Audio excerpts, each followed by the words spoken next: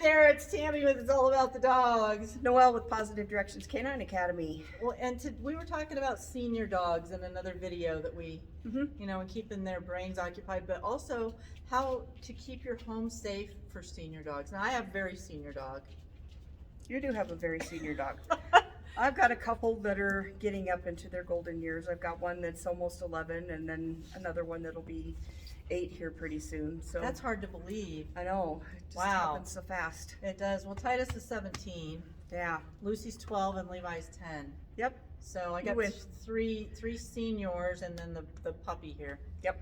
So the first thing is to make sure that your old dog's not laying on a hard floor. Right. That is super important. And I know Titus loves a fluffy bed. And those of you who are my Facebook people, you've probably seen the new bed that I just got from My Pillow. I ordered it from the My Pillow guy. My brother was like, they're made in the USA. You have to get these beds. So I did. I bought a couple of them and they are awesome. Awesome. They're like 4 inches thick. Nice. So But are they washable? They are washable. You can take them apart. The outside is kind of a soft, it's a canvasy outside, so it's not like the fleece, but it's, so I usually throw a blanket on it or something, but it looks like it's very stain resistant, which with a senior, it's super important. But that being said, the fluffing inside is just like the pillow that you get from My Pillow for the people. Oh, nice. And so it's very soft and it's very pliable and they can get on it and squish it around. But it doesn't sink all the way to the floor. Oh, I like that. So he loves it because he's very comfortable on it. Everybody's tried to steal it from him. Oh. But that's why I've got 2. So somebody else, we can rotate. But, there you go. But yeah, so making sure that he's comfortable is a big freaking deal. Yeah, it really, really is. The next thing that we would recommend is that you get into your veterinarian as soon as your dog turns 7, actually, because that is the senior kind of golden mark, and have some blood work done. It's really important to have a good solid baseline so that as you're going into those senior years, and especially if your dog's going to last as long as Titus has, that you've got a good baseline so that if something starts to go wrong, you can see what their normal range is, so that you've got that to compare with other data. And seeing your vet on a routine basis is really important, even if it's just for an annual kick the tires, check the oil kind of thing, to make sure that your senior's aging gracefully. Right, and Dr. Mike, my vet, he likes to do a blood panel on Titus at least once or twice a year now, especially because he's on heart medication and things like that. Right. And, the past couple of years. So that's really an important thing, just to make sure his kidneys and everything's still functioning properly and we don't have anything serious going on. Right. The other thing that you're going to want to talk to your veterinarian about is checking to see if your dog needs a dental, especially as your dog's aging. They may not be the chewers that they once were. True. And so they're probably not keeping their teeth as clean as they might have. And if you're not a toothbrusher, I consider myself really a pretty good dog owner, and I feel great when I can get to it once a week. Well, and there we did a video about toothbrushing, so if you're not a toothbrusher, go watch that one. Yeah. But it is important for seniors to have clean teeth because that bacteria can carry a lot of Yeah, so the tartar along the gum lines can, when that breaks open, that bacteria gets into the bloodstream and it causes organ failure. Your dog will live 3 to 5 years longer with a healthy, clean mouth. And Titus was always a good chewer until he hit about 16. Yeah. And then he's not, he still is interested in it, but not as much as he used to be. Right, right. So that's important to have that going on. Well, and that makes them, we're talking about making them more comfortable. You don't want them to have a tooth problem. No. That could be really uncomfortable and it could be very, very detrimental too. And you don't want your dog at 13 that may be having to go under anesthesia, or 14, because the risk is so much greater with those older dogs having to have a dental problem taken care of that you should have taken care of a few years back. Yeah. So definitely something that you want to think about. The next thing that is important is get your old dog out of the house. Maybe they don't amble as fast as they used to and they just kind of stroll along and just kind of sniff and whatever. Take them on discovery walks. Let them use their nose. Use that as a time to just be with your old dog. Hang out and enjoy what you have. Yep, absolutely. Titus loves to go on short walks. He doesn't go as far as he used to anymore, obviously. But depending on the day, if it's a nice sunny day and he's feeling good, we might go 5-6 blocks. Yep. You know, out and back. If it's well, we're not going outside today because it's really cold. But you know, on the nicer days, he will go for a short walk, and he does enjoy that a lot. Yeah. Take a handful of treats with you and toss some into the grass and let him just kind of sniff and find the treats, and just enjoy that time that you have with your old guy. Yeah, I think that's really, absolutely. really important. And Lucy and Levi, they like to go on walks too. And they can still go on, you know, at 10 and 12, they can still go on a pretty good long walk. That's good. So, you know, for several blocks even. Yep, that's really good. Another thing that I know that my seniors absolutely love is one-on-one time. So that may look like, I got to run to the bank, throw the old guy in the car, and off we go to the bank. And I don't know about your guys' bank, but my bank has milk bones, and by magic, there's always a bone in the thing when it comes through. Yes. So, or take them to a place that's got free stuff for dogs. There's Wiener Schnitzel will give you what's called a canine.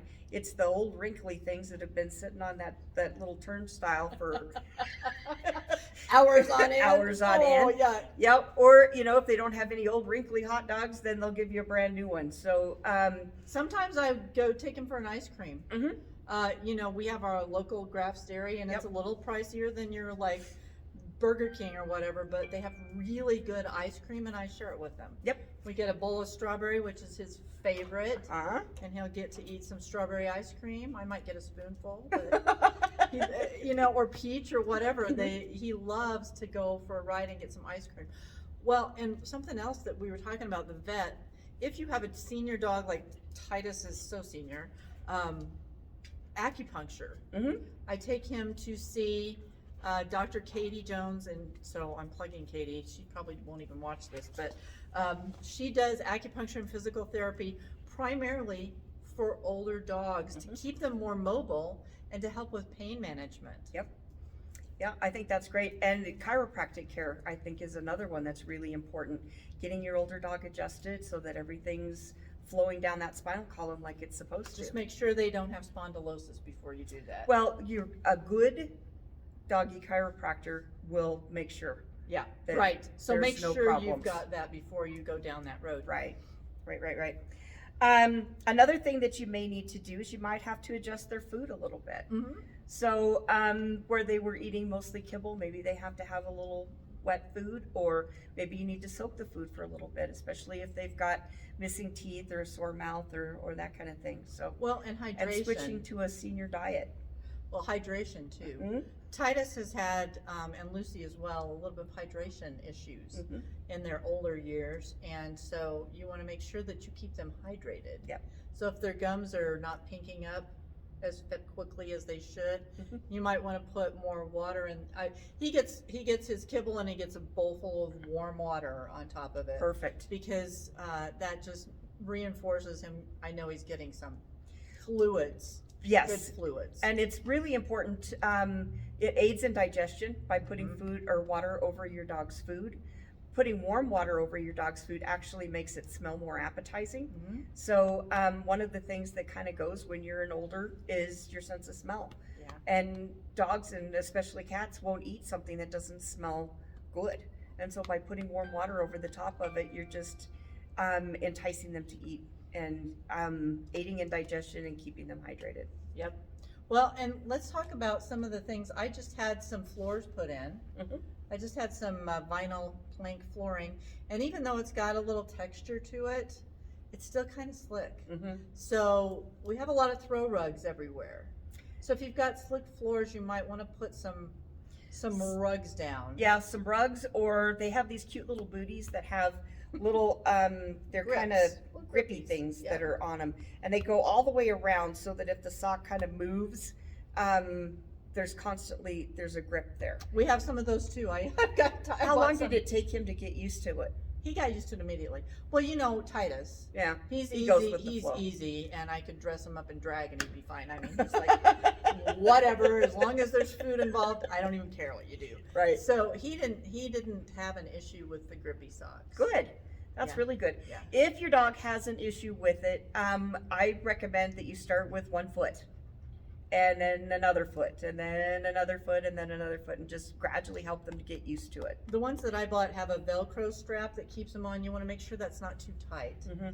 He doesn't even try to get them off, but if they're too tight, I can tell he's uncomfortable. Yeah. So you want to make sure that they're tight enough, but not too tight. And they're great because he can cruise the house in those. And then he also has some that a very dear friend gave us for outdoors Oh, nice. that he can wear. I think that's really, And- really important. Yeah. And, talking about the feet, keeping those nails short Yeah. is going to help your dog, especially rising and laying back down again.